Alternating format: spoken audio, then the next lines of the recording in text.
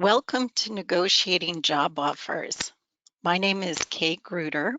My pronouns are she, her, hers, and I'm Assistant Director of Graduate Student and Postdoc Career Programs and Services at UConn's Center for Career Development. Before we get started, I'd like to go over a few items just so you know how to participate in the webinar.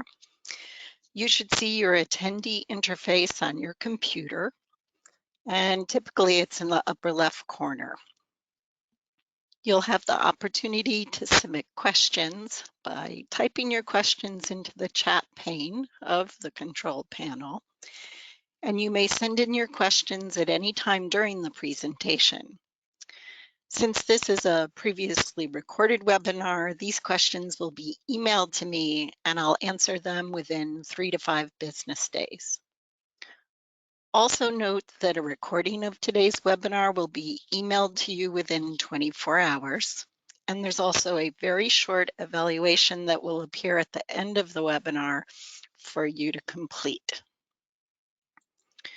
So let's get started. In this webinar, we'll cover content that's focused on negotiating with confidence. We will discuss the importance of knowing your brand, which really means the value that you bring to the employer. We'll look at factors that can make it difficult to negotiate. We will discuss tips for negotiating and the importance of knowing your priorities. Perhaps you've heard the saying, practice makes perfect, but I prefer practice makes prepared. And this is because really with negotiation, it's not about perfection or being perfect. It's really about knowing and conveying your value and also truly understanding the needs of the employer and connecting the ways you can contribute to meet those needs. It's important to understand what differentiates you from someone else and what makes you valuable to a potential employer.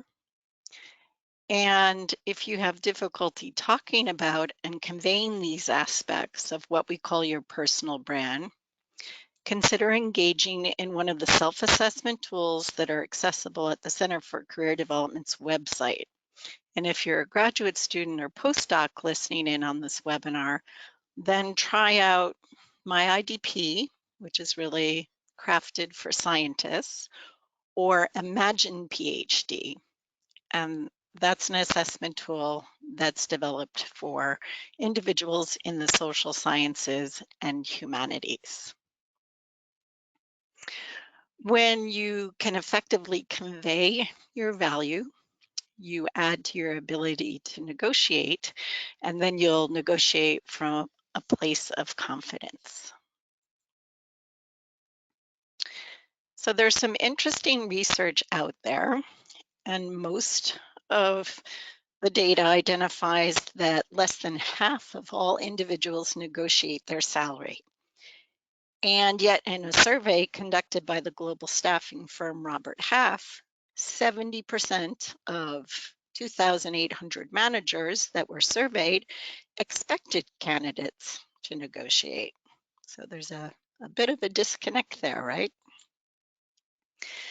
But as we look at how to negotiate, we also have to acknowledge that there are a range of factors that either increase or decrease one's confidence and sometimes even one's ability to negotiate. And what I found interesting is when I go off and I do an internet search about how to negotiate, there are lots of articles and all of them are eagerly providing tips and strategies, but they usually forget that we each come to the negotiation process with very different experiences, very different backgrounds and needs. And so as an example, when I work with graduate students who've been, let's say, TAs or GAs, they've been making usually less than $30,000 a year. And if they receive a job offer of $55,000, it can seem like an amazing amount of money, but in reality, the individual might be worth much more than 55,000 a year to a company. And with a little research, the individual might find out that the position they're applying to actually pays closer to, let's say, 73,000 at similar companies. So in this situation, the graduate student has been existing in a low salary environment, and it's kind of understandable in that scenario how an offer of 55,000 seems great, but it could actually be way too low. To complicate things, the same individual could be from a culture where, let's say, it's rude to negotiate. And so as we begin to look at various factors, we can see that negotiation isn't as easy as just trying these 3 tips or applying these 10 steps. Sometimes the job candidate has to learn or unlearn ways of thinking, gain some new skills to better support overall confidence and the ability to negotiate. On this slide, we can see some of the factors that can impact negotiating. And many of these factors can impact negotiating either positively or negatively. And that's kind of interesting in itself. But we have confidence, knowledge, experience, privilege, financial need, cultural differences, emotions, gender inequality, racial bias, and so much more. So it's not as easy as the 3 tips or the 10 steps. Some people find it helpful to think of negotiating as really problem solving. And in order to effectively negotiate, you'll need to research salaries for the jobs that you're applying to, and I'll talk about some websites to help with that. You'll need to know your priorities. And this might be your priorities for your salary, but also your priorities for other components of the job offer that are potentially negotiable. There's a lot more to negotiate than just the salary. And then you'll need to develop ideas about how best to show your value and then be prepared to offer alternatives. As you learn about negotiation, it's really important to know what is potentially negotiable. And as I was mentioning, it's a lot more than salary to consider. Along with the salary, it's often possible to negotiate any one or more items on this list. So we have salary, maybe the number of weeks or days of vacation, a starting date, a signing bonus if the company offers one, or sometimes you can ask to receive one, relocation expenses, conference fees, professional development. Sometimes you can negotiate the timeline for a promotion or salary increase. It's pretty popular to, at least in some company cultures, to negotiate working remotely or having some flexibility in your hours. Tuition reimbursement can be negotiated sometimes, and lab startup costs, and much more. These are just some of the more common components of a job offer that also can be negotiated. What I like to think about is you want to have kind of different packages and options within what is negotiable. So perhaps you seek to increase a salary offer by 5,000, but you also have the priority of negotiating a later start date and maybe the coverage of professional development costs up to 2,000 a year. So it's important to know what you seek, right? Or what combination of priorities you wish to negotiate. And that's really key to your success in the overall process.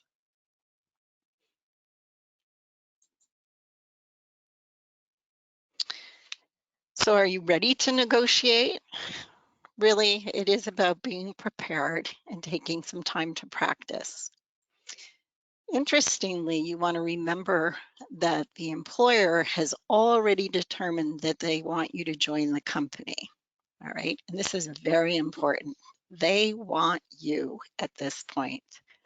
You still want to be prepared to articulate your value and think about the entire job offer package and not only negotiating the salary. It's good to know what your minimum salary would be and what those other priorities are. Again, knowing your priorities and being able to think creatively about ways to package what you seek to obtain takes some preparation. Students often ask me if I want the salary offer to be higher, how do I approach that? This is where we return to being able to convey your value. Remind the employer about specific skills, experience, or knowledge you possess that are particularly relevant to being able to do the job. You want to also do your research of same or similar positions to be able to share that you did that research and you learned that the salary in the same location for a similar or same role was actually higher. And then you could share that in terms of what you found. Another way to negotiate a higher salary is if you have another job offer, but you have to really have the other job offer. You might mention that you have another offer, and you can ask if they can match that salary of the other offer. And then you really do have to take the job if they've arrived with an offer that meets your priorities. Another question I often get asked is, what should I say? Or what does this all sound like? First, know that you can schedule an appointment with a staff member at the Center for Career Development to practice negotiating. But in the meantime, here are some samples of what the language of negotiation can sound like.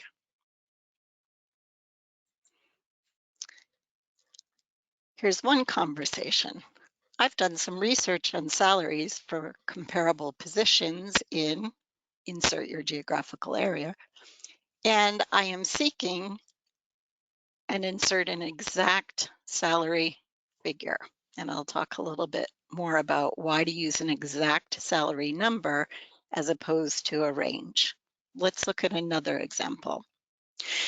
Thank you so much for the offer. I'm speaking with another company that has offered me more. If you're able to hire me for, again, insert the exact number, I'd be delighted to accept. And here's a third one. I'd like to discuss a few different components of the job offer package as the salary is a little lower than I expected. You'll note that I recommend that you provide an exact salary number instead of a range. And this is because the research shows that candidates who get closer to their desired salary have used this approach. So it's better to say, I was hoping for 93,576 for the salary than it would be to say I was hoping for something between 90 and 98. Okay, so try and use an exact salary figure.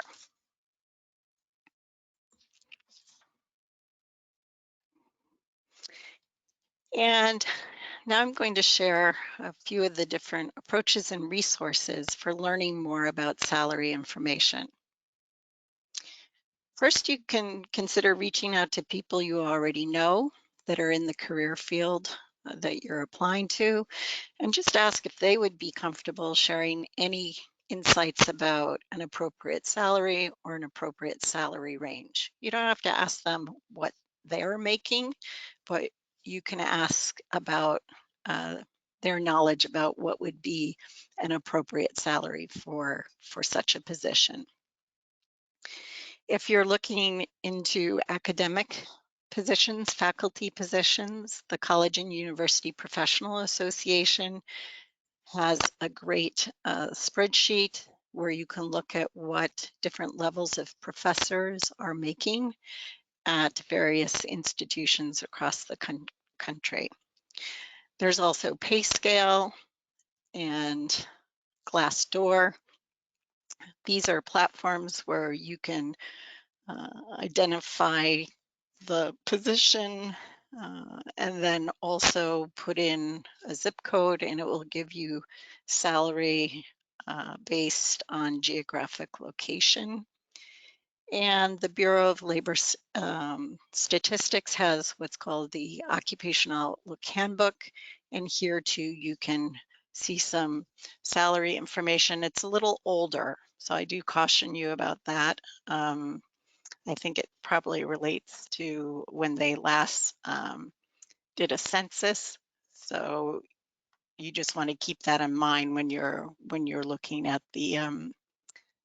I think they usually have the median pay that individuals make.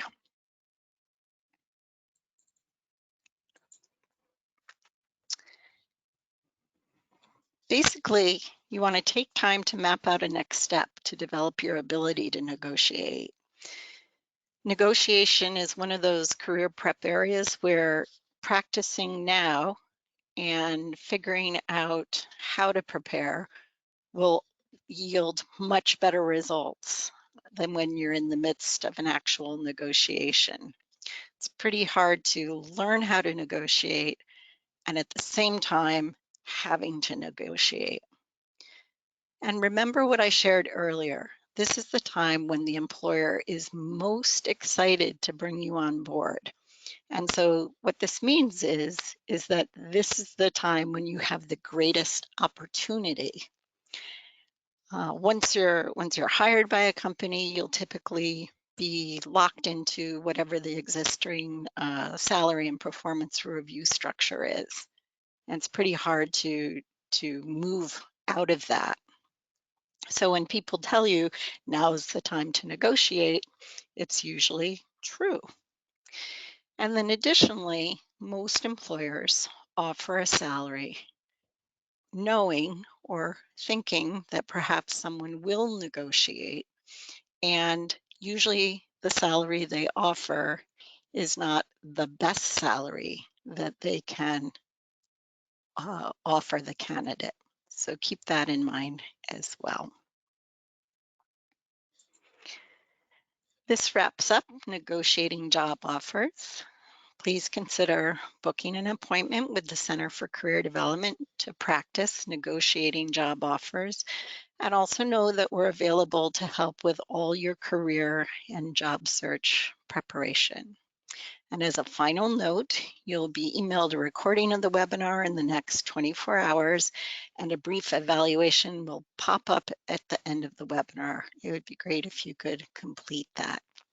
Wishing you all the best as you continue on your career journey.